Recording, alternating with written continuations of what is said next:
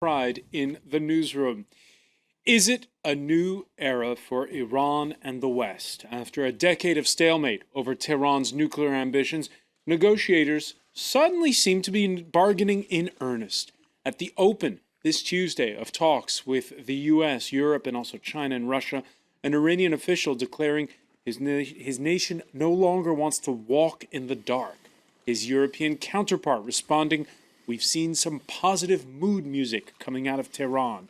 Cautious words, the Geneva talks hot on the heels of a major charm offensive by the man who once upon a time was Iran's chief nuclear negotiator, new President Hassan Rouhani, star of the show you'll remember at the United Nations in New York last month, a trip that included a phone conversation with a conciliatory U.S. counterpart. The other question everyone's asking, though, is, has Iran's conservative supreme leader, Ayatollah Khamenei, given a true green light to Rouhani's team in Geneva? What's on the table and off the table in those talks? It's early days, but could Khamenei agree to normalize ties with the United States? Today in the France 24 debate, Iran, let's talk. And with us, you can read his analysis in the Huffington Post. Milad Jokar of the National Iranian American Council. Welcome to the show. Thank you very much. Former French ambassador to Tehran, François Nicoullaud, thank you for being with us. Good evening. From Washington, Robert Zarate of the Foreign Policy Initiative think tank. Welcome back to the France 24 debate. And keeping a close eye on Iran's relationship with its immediate neighbors is Didier Chaudet, research fellow at the Institute for Perspective and Security Studies in Europe. The France 24 debate, where you can join the conversation on Facebook and on Twitter. Our hashtag F24Debate. Too soon to judge, the words of the Iranian Deputy Foreign Minister on whether or not today's talks are groundbreaking. Milad Jokar, too soon to judge, but are you surprised by the speed at which events are now happening? Well, first of all, I'm no longer at the National Iranian American Council. Okay. That was last year. Surprised that there has come a time when both sides have common interest to find a deal, and so I'm not really surprised there have been some signs now. So when Rouhani goes to New York, you knew right away we're going to be in Geneva and we're going to. No, not necessarily right away, but for example, Mr. Fabius, French Foreign Minister, said right after Rouhani's election that a deal could be within reach within next year.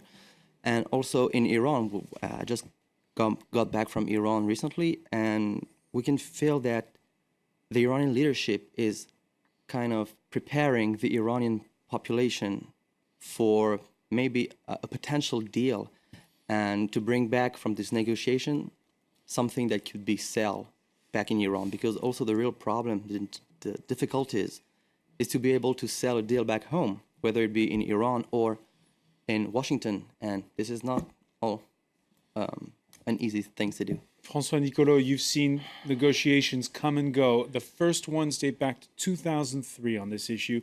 Did you wake up this morning thinking this time's different? Yes, it is a bit different. And the Iranians are in a hurry. Rouhani is in a hurry because what he has promised during the campaign, he had during the campaign sentences like, it's no use to have centrifuge spinning if the economy is not spinning, if the life of people is not spinning. And then now he has to deliver to the people. He has been elected on the promise the sanctions would be lifted soon. And now he is a little bit in the hands of the West, because now the negotiators have put on the table a plan, apparently an ambitious plan. This was today. Tomorrow, the West, the Russians and the Chinese also, but they will follow, will have to respond. And tomorrow afternoon, by the end of the afternoon, we'll know if there is a real chance of a breakthrough or not. By tomorrow afternoon. Robert Zarate, we don't know much of what happened with the Iranians' initial presentation, other than that the news agencies insisting heavily on the fact that there was a nifty PowerPoint presentation. What do you see as being the acid test as to whether or not we're really going to have substantive talks here? Well, Francois, the first thing is I think many in the U.S. Congress want U.S. negotiators to approach this not as trying to get Iranian concessions, but actually as getting Iranian compliance. And that's compliance with over a decade's worth of UN Security Council resolutions demanding that Iran stop its enrichment and reprocessing activities until it can get a clean bill of health from the International Atomic Energy Agency. But on the other side here, we're seeing elements of the Obama administration who are extremely eager to get a deal no matter what. But what you're hearing from both sides, Republicans and Hang Democrats, on a sec. You're saying signs that the Obama administration wants a deal no matter what. What do you mean? Meaning that they would be happy to get some deal that has a symbolic, potentially just merely a symbolic cap on Iran's nuclear program, but doesn't actually deal with Iran's growing capability to build a nuclear weapon on very, very short notice, and in the worst case, more quickly than inspectors could catch them doing it. François Nicoullaud, this is bit the opposite of what you just said. Yes, one has to remember that Kerry said it's better to have no deal than a bad deal. Huh? So that sets the limits. I'm not too sure that the Americans are ready to accept any kind of deal. The pressure is too high from the Congress or different lobbies. And now we will see if they're satisfied by the proposals of the Iranians. But we have to remember that there is also the administration or the civil servants who are entangled in the legal consideration, the resolution of the Security Council. If people enter too much in this kind of game, we won't find the momentum for this negotiation. All right. One first reaction on Twitter. Nuclear negotiations seem to be going well for Iran. I hope that they can continue in the long run. Again, as Robert Zarate was saying, this is all about the Iranian nuclear program. That's the heart of the matter. Sanam Chantier has the story. The P5+1 group hope Tehran will scale back its nuclear enrichment program, which many nations fear could aid in making a bomb. Iran insists it has the right to enrich uranium for its civilian program, but has hinted it's open to talking about levels and quantities. Its nuclear capabilities are already well advanced. Tucked away amid these mountains is the Natanz nuclear site in the country's central Isfahan province. It is these spinning centrifuges at Natanz that present a daunting challenge for the negotiators in Geneva. Here, uranium hexafluoride gas is fed into centrifuges for enrichment. Iran has been converting some of its low-enriched uranium at 3.5% used for civilian nuclear power plants to medium-enriched at about 20%, which they say they need for a medical research reactor. This form can be upgraded to 90%, the level needed to make nuclear weapons, within months. Currently, Iran has 8,000 kilograms of uranium enriched at 3.5% and 200 kilograms enriched at 20%. Since 2006, the Islamic Republic has rejected UN Security Council demands that it halt enrichment, leading to increasingly stringent sanctions. They have bitten deeply, squeezing Iran's oil exports, costing Tehran billions of dollars in lost revenue. The question now is, with inflation spiraling and the economy struggling, how willing is Iran to give up a cherished part of its nuclear program? That's a question I'll put to you, Didier Chaudet. How willing is Iran to basically stand down?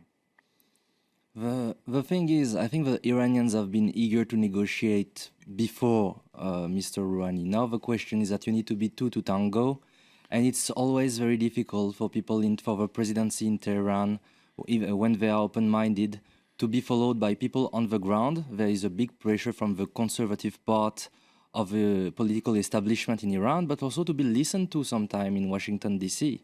Because at the end of the day, we need also the Americans to accept the fact that they need to negotiate. If it is only about compliance, if it is about the Iranians feeling that they lose, of course it will not happen. The fear that I have is that from the American point of view, what I hear is that sanctions and the pressure have brought us here. When from the Iranian point of view, it is just a political move to get something better for the Iranian population. If we are not listening to the Iranian voice, we will lose this opportunity to negotiate again the same way we have done with Mr. Khatami in the past. Robert Zarate, beyond compliance, as you put it, the first step is to get the Iranians to comply. Beyond compliance, what can the G5+1, these negotiators in Geneva, offer Tehran? Well, that's a great question, François. Actually, if you look back in history, over the last decade of negotiations with Iran, in June 2006, Iran was offered an amazing deal by the P5+1. They were offered a comprehensive long-term agreement that would have, in essence, begun the process of normalizing relations, even provided Iran with a light water reactor, as well as cooperation in the economic sector, the civil aviation sector, and other critical commercial sectors. All Iran had to do was suspend and stop enrichment and reprocessing activities. Iran said no. And, at this point, what I think right now, we're looking at playing small ball.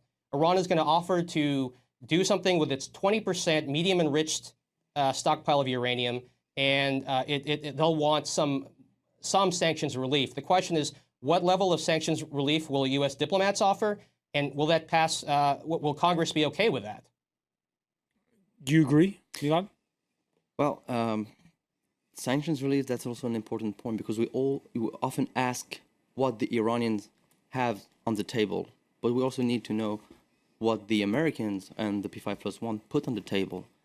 And it's like a poker game. We're not going to show our hands. We're not going to say, here is what we are ready to put on the table. And actually, today it has been said that they have agreed, both sides have agreed to keep these talks confidential and not to share any details. So we're not going to see that PowerPoint? Unfortunately, no, we're not going to see this, maybe later, but not for now.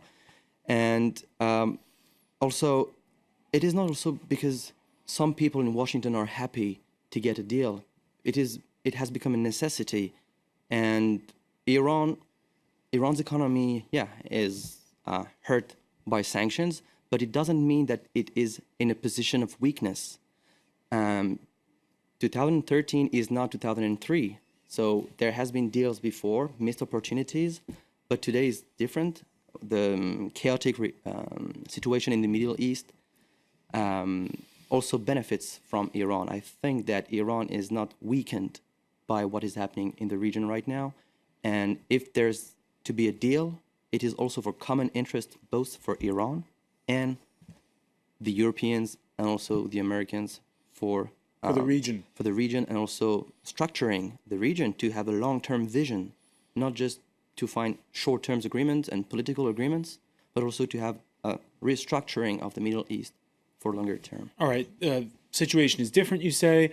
On Twitter, Max is saying, today the U.S. and Iran are both being reasonable for once. We're getting a lot of viewers thinking that everything that's happening in Geneva is a positive step. However, last week, the Israeli Prime Minister sat down with France 24 correspondent Gallagher Fenwick. Benjamin Netanyahu's message to the French could be summed up in one word: beware. France, like the Jewish people, was the victim of a great historic mistake of not standing up to a radical regime, falling, in fact, for a dupe, for a ruse. Don't do that again. Don't do it again. It happened in North Korea. It happened before in Europe. Don't do that. Stand your ground. Don't make a historic mistake. France has had a good position. And I would say to the people in government of France and to President Hollande, whom I respect, vous devez rester fort, très fort. Stay strong, he says. Ambassador Nicoullaud, is it right to make this comparison with the famous meeting with Munich where the West caved in, Britain and France caved into Adolf Hitler? Munich has been used so many times. It's a kind of a bit of a trite comparison. But it's true that Netanyahu is a bit embarrassed by the personality and the diplomatic offensive of Rouhani. He was much more comfortable with Ahmadinejad. Ahmadinejad was the perfect enemy. And now things are changing fast, and it's difficult for him. So he has entered a kind of blitzkrieg. There is a Netanyahu blitzkrieg also. We'll see the result, but obviously is swimming against the current at the moment. But can he legitimately be worried? Everybody can be legitimately worried about the Iranian nuclear program, not so much because the Iranians are close to the bomb. This is not true. But it's true that it is an ambiguous program. It is an ambiguous program because the atomic technologies are ambiguous by nature. And now this has to be clarified. I mean, we have to come out of the ambiguity on the right side, of course. And for this, Iran is ready to make lots of concessions. They are ready to accept lots of control, extra control from the IAEA. They're ready to make many gestures. But of course, they want something in return. And what they want in return are two things: that people recognize that the technology they have developed, this famous enrichment technology, is legitimate. They have a legitimate right to develop it. And of course, they want the sanction to disappear, at least slowly, at least progressively. But of course, there is a sanctions fatigue in Iran, and this is why they are in a hurry. And we'll talk about the sanctions fatigue after the break. One question about this, Robert Zarate. Many ordinary Iranians say, how come Israel gets to have the bomb and not us? What do you answer to that? Sure. Well, one, Iran signed the Treaty on the Non-Proliferation of Nuclear Weapons, and so has obliged itself to act in certain ways with regards to its peaceful nuclear program, in particular to be transparent about what it's doing. There are 4 countries in the world right now that are not in the NPT: Israel, India, Pakistan, and now North Korea, which withdrew from the NPT. So those countries are not obliged to the terms of the treaty. Now, and that's basically what the big difference. Iran is an NPT state. Israel is not. All right, so for the stability of the region, well, we have to acknowledge that nuclear weapons in the Middle East is dangerous, and anywhere in the world it is dangerous. It is not just about NPT or legal issues, it is also about security issues. And when you have Israel at war and tensions with its neighbors, this is simply not safe to have nuclear weapons in the region. But also I wanted to say that concerning Mr. Netanyahu, being worried about a nuclear-armed Iran doesn't mean being against negotiations. And what we have today is the P5+1 in Iran at the table of the negotiations, willing to talk and find a deal within right, so you can still be worried, but talk at the same time. We're going to take a quick break. We're going to pick up on this. Stay with us. You're watching the France 24 today.